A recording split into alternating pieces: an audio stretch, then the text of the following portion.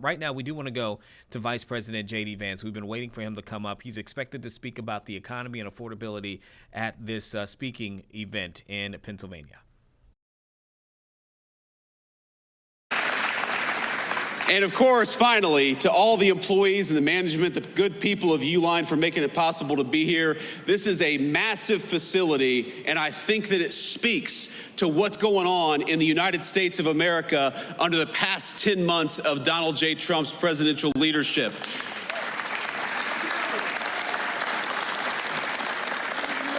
Under this president, my friends, we are building again. We are investing in the United States of America again. You heard our Secretary of Labor talk about it. 61,000 jobs added in the month of November, and that's not all. We saw private sector wage growth grow at a rate of 4.2%. You know what that means? That means we're seeing the fastest private sector wage growth that we have seen in this country in many, many years. And we're doing it by having a president and an administration that believes in you and fights for you. That is what we're trying to do every single day.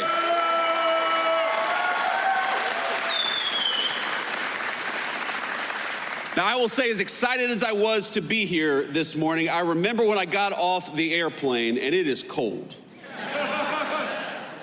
And, you know, like a good gentleman, I let my wife come down the steps first, and then I get to the bottom of the steps, and there's a bunch of firefighters from the great Lehigh Valley who want to take a photo with me. And obviously, I love our firefighters. I'm happy to take a photo. Now, here's the problem.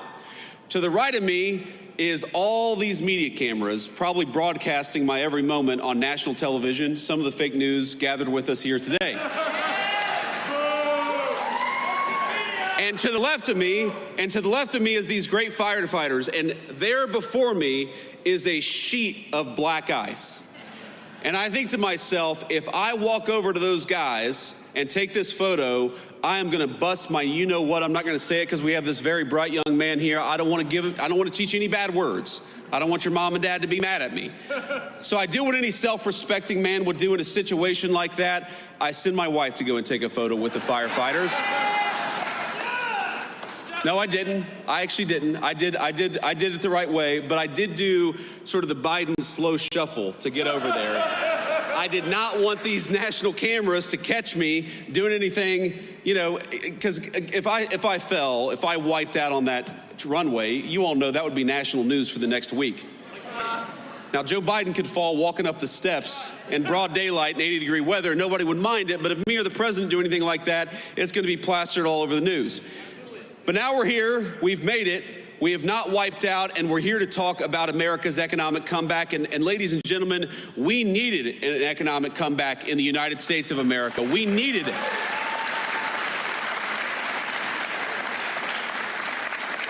When we talk about all the wage growth, when we talk about all the people who are coming into the United States to invest in the American worker, we've got real money, real jobs, and real opportunity. What that means for the state of Pennsylvania is that in just the last 11 months, we're creating 60,000 good-paying jobs for Pennsylvania families, and we're bringing in, just in this one Commonwealth, $100 billion of new investment into this great place. That is real opportunity for the American people. That is real wage growth for the American people. And look, I grew up in a community. I was raised by my grandmother in a community where, when I was growing up, the factories were closing down. And those good paying jobs, they weren't coming into our communities. They were getting shipped overseas by politicians in Washington, D.C. The President of the United States has set this entire administration on a different course. We are sick of rewarding companies that ship jobs overseas. We're going to reward companies that build right here in America and give Americans good wages to do it.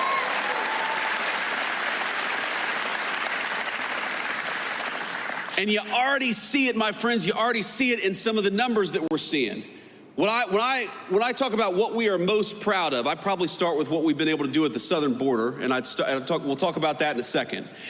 But right after that is, if you go to the Biden administration, the average American family lost $3,000 of take-home pay through the terrible inflation of the Biden administration. In just 10 months, of the Trump administration, the average American family has gained about $1,000 of take-home pay. Now that difference could not be starker. When Joe Biden was president for 4 years, he took $3,000 out of your pocket. And in just 10 months of the president's leadership, we have put $1,000 back in your pocket. That's what that means. And that's just the beginning, my friends. That is just the beginning. Because if you look at what we are doing every single day, you are going to have, and if this doesn't turn out to be true, I'll come back here and you can all tell me I'm wrong, but I'm telling you it's going to be true. You are going to have middle-class Americans, middle-class Pennsylvanians, some of the best tax season in 2026 that you've ever had. Because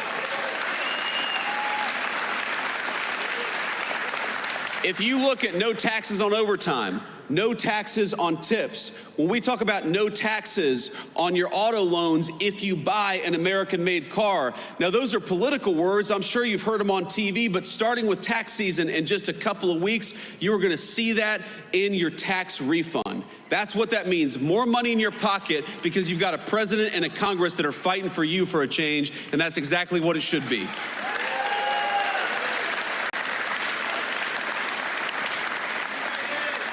And I gotta say, I'm a little surprised. I'm a little surprised by when the Democrats talk all the time about affordability.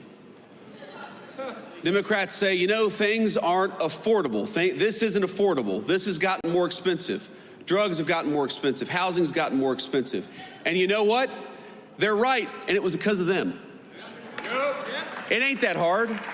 If you go back to the 4 years of the Biden administration, why did housing get so expensive, double in price during the Biden administration? It's because Joe Biden let in 20 million illegal immigrants who took homes that all by right go to American citizens and to the people of this great state.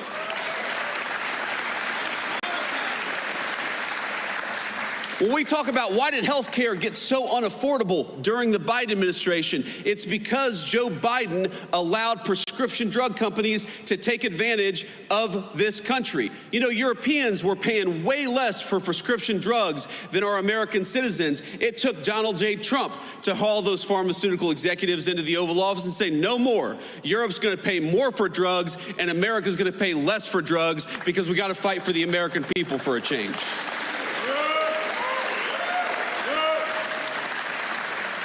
Why have rents gone down for 4 consecutive months? And I know they're still too high, but why have rents gone down for 4 consecutive months? Because we're starting to get those illegal aliens out of the United States of America. Those criminals, those gang members, those people who are taking homes that ought by right go to the people in this room and your children and your grandchildren.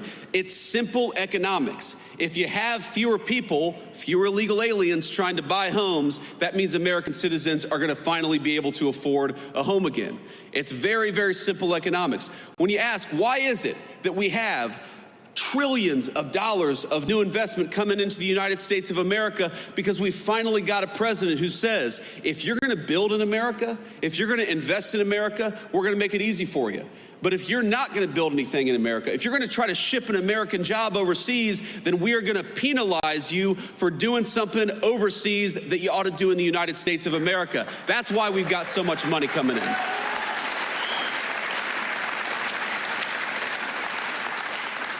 So if you look at every single affordability crisis that we talk about in the United States of America today, it's because we inherited a nightmare of an economy from Joe Biden.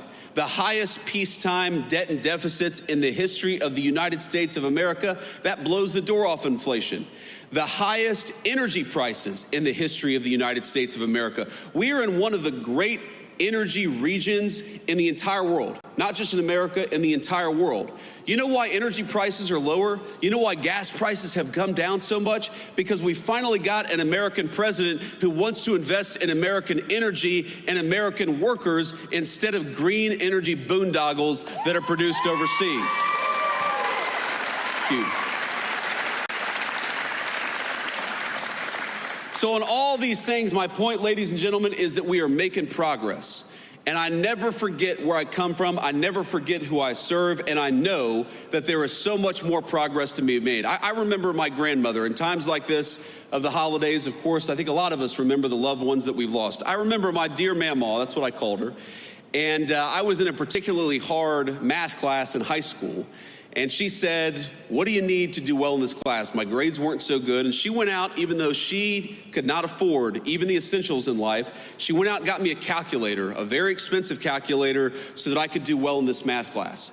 I remember what it feels like for American families when you have the government take $3,000 out of your pocket through higher taxes and higher inflation.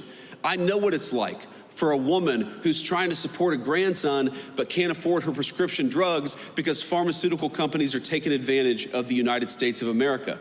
I remember what it's like when you have to choose between putting food on the table or getting the prescription that you need to stay healthy. And that is not a life that Donald Trump or I want for the citizens in the greatest country in the world. We want you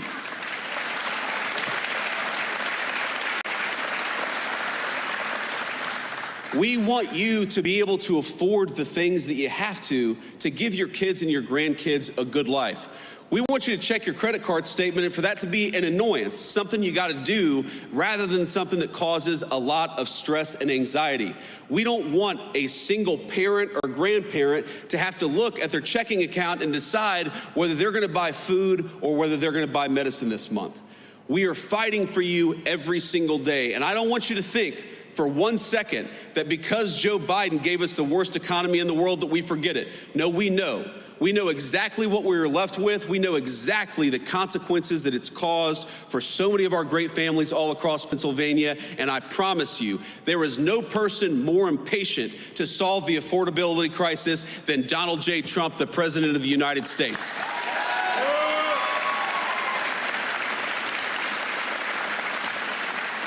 You know, I hear these Democrats talk about this as if you were going to fix these problems in a single day. It reminds me of probably the third day in the Oval Office where eggs had gotten so expensive under the Biden administration. And you look, I'm the Vice President of the United States. I'm a very blessed man, but we have 3 little kids who eat a lot of eggs.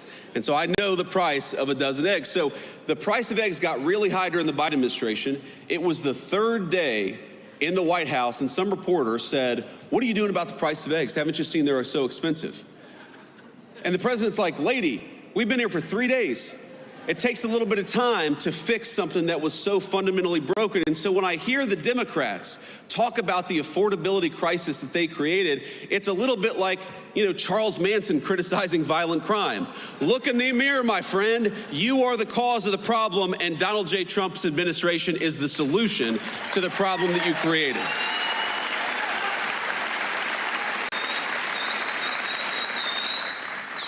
I want to say one more thing here, and then I want to take some questions from the reporters, and then we'll have to hit the road. But, this is such an amazing time to be in Pennsylvania. As much as I complain about the cold, and I do, as much as I almost busted my rear end on the tarmac today, I love being in the great state of Pennsylvania during this time of year. I love Christmas time.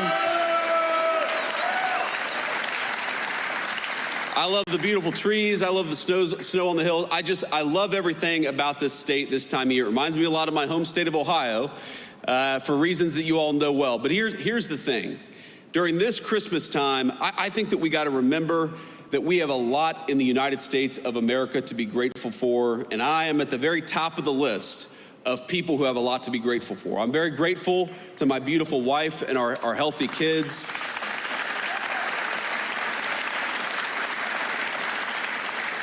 I'm very grateful to have this job, for the trust that all of you have put in me. I'm very grateful that we have a president of the United States who would literally take a bullet for this country, and in fact, actually did.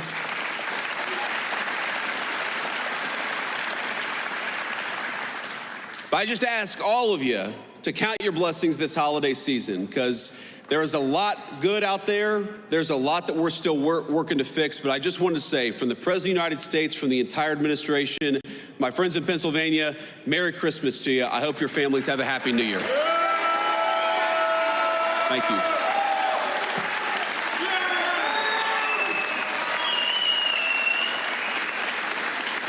All right. Thank you all. Please sit down. Sit down. We're not done yet. We're not done yet. Please.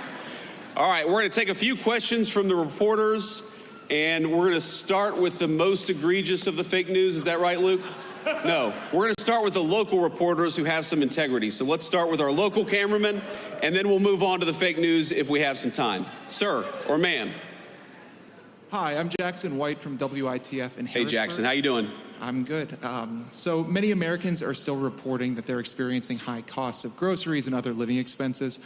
How does the administration plan to lower those costs, and how long might that take for them to experience those lower costs?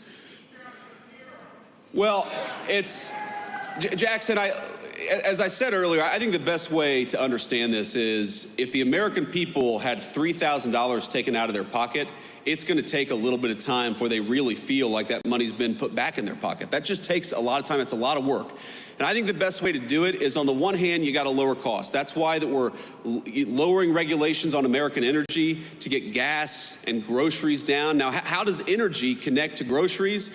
Because if the truck that takes the groceries to the grocery store is paying out the wazoo for diesel fuel, then that means every American's going to be paying more at the grocery. If the farmers who actually grow our food are paying way too much for fuel and fertilizer, that means American citizens are not going to be able to afford their groceries. So if we lower the price of energy, we lower the price of groceries, we lower the price of gasoline, and importantly, we bring good jobs back into this country so that wages go up, that's how you give people a shot at the American dream again. That is our job. That is what we ran on. That is what we promised to do. And after 11 months, again, the average American family is $1,000 richer than they were 11 months ago. Now, if you had $3,000 taken out of your pocket by the Biden administration, of course you're still struggling to get by. Rome was not built in a day, but we are committed every single day to making every single American who works hard and plays by the rules, we want them to get a little bit richer every single day. And we do believe that if we keep on making the right decisions, we keep on investing in the United States of America, we are going to find that the American citizens can afford a good life in their country again. That's our obligation, and that's what we're trying to do.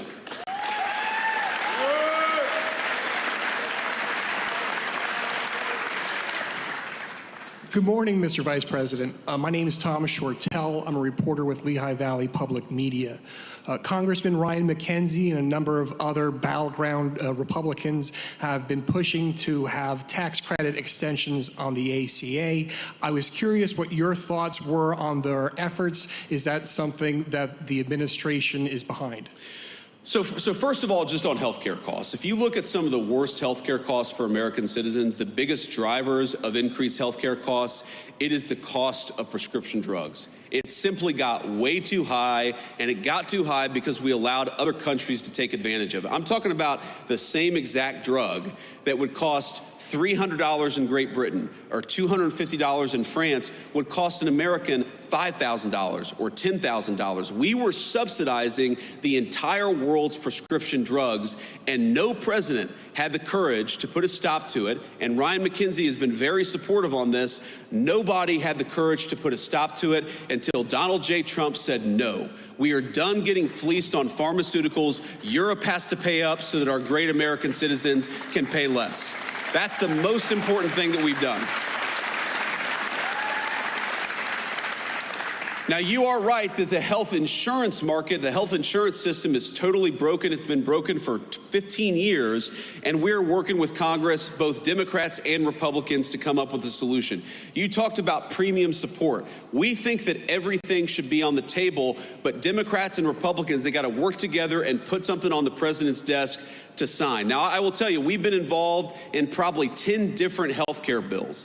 You know, we've been talking to Ryan about it. We've been talking to my friend Bernie Moreno from the state of Ohio. We've been talking to Susan Collins about it. We've even been talking to a few of the reasonable Democrats who are putting ideas out there. But Congress has got to get us something to lower the cost of health insurance for American citizens. The Obamacare system was broken. Donald J. Trump wants to fix it, but Congress has got to step up here. And that is the Vice President of the United States, JD Vance, speaking from a rally there in Allentown, Pennsylvania, on the economy and affordability. A lot of questions across the country that people have when it comes to cost and whether or not people can afford to live within their current means. And so you heard his responses to that. We don't have time to really dive into each of those at the moment because we are at 11:59 here. So that is the end of our stream at the moment.